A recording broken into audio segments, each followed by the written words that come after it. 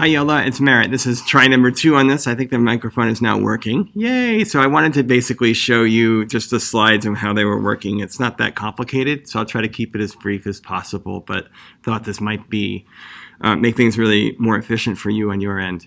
So I basically submitted these slides to the students earlier in the week, and this has the different parts of blood pressure and blood vessels. And following along what Matt Bensky has done, I've got we're doing more anatomy. So they would have filled out some of the pages that they have from their lab book already.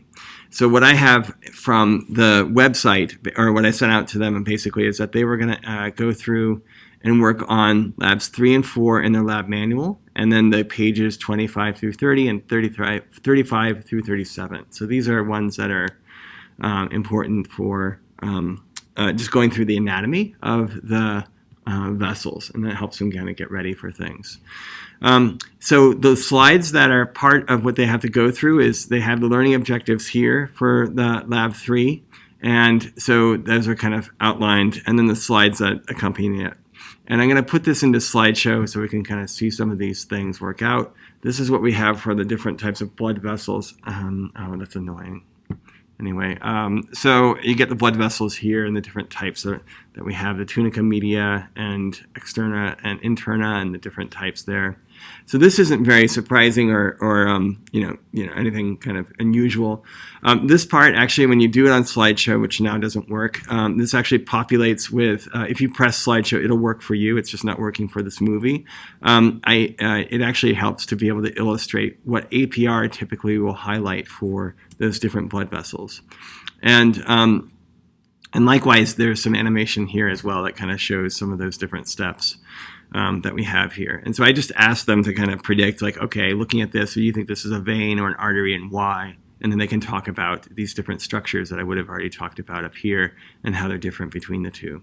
So that's the main idea behind those. And then I say we basically shifting gears, and we're going to talk about the stages of the cardiac cycle, including AV valves opening and closing, and what's responsible for the different, how that's responsible for the different sounds.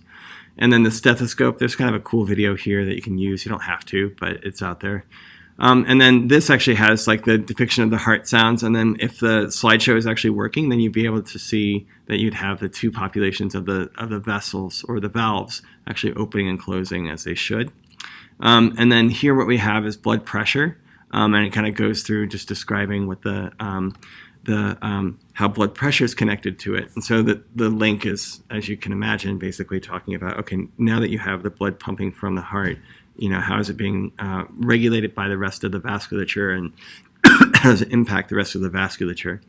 In this slide, basically, I keep it pretty simple, saying that there's many elements to it. The major idea was basically to help illustrate that there's a low point and a high point in their pressure, and that it goes between the diastolic and systolic phases here. And so that's what we're kind of illustrating here. The further we get from the aorta, it drops down. So that's what we're, another thing is that, as you get further from the heart, it gets more distant. Then this kind of helps to illustrate some of that blood pressure work. And then I have them actually measure blood pressure with each other, which is pretty cool. And then this actually goes through and in the animation kind of illustrates the different steps that we have for, if the blood pressure is really high and it's above 120 millimeters of mercury, then it's cutting down on the ability of blood to move. And then as you drop it back, what can change and how you start to hear some of those sounds of Korsakoff.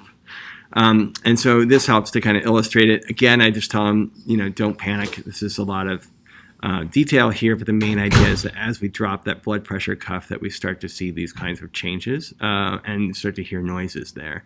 And these actually correspond to different phases and sounds.